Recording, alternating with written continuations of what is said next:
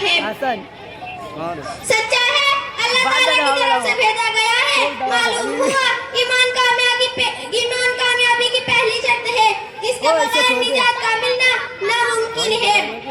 Number 2, नेक अमल। इसका मतलब है कि ईमान के तकाज़े पर अमल करना। अगर ईमान है लेकिन अमल नहीं है तो जैसे चिराग हो उसमें तेल न डाला जाए तो चिराग बेकार है। इसी तरह अमल के बगैर ईमान खत्म होने का खदशा होता है। इसी तरह अमल के बगैर ईमान खत्म होने का खदशा है। लिहाजा कामयाबी के लिए ये जरूरी है कि ईमान की मजबूती और उसकी हिफाजत के लिए नेक राह इख्तियार की जाए, अपने आप को अच्छे अमाल से रास्ता किया जाए। नंबर 3, एक दूसरे को हक की बात बताते रहना ताकि हमारा समाज गलत रास्ते पर ना जा सके। खाली हमारा नेक होना काफी नहीं है, माशरे को नेक बनाना भी हमारी जिम्मेदारी है। जब माहौल नेक होगा तो अमल की राह भी आसान होगी।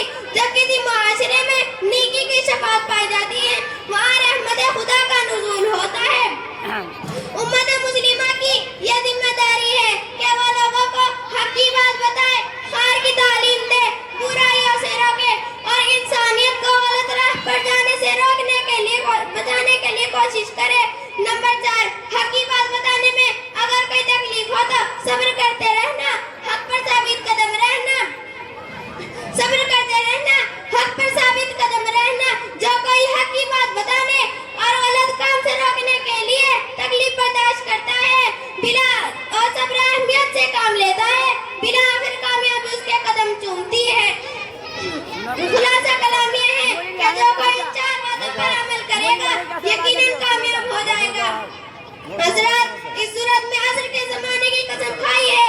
असर से मुराद जमाना भी हो सकता है, असर से मुराद जमाना भी हो सकता है और असर का वक्त भी, लेकिन सबका मतलब एक ही है। इंसान के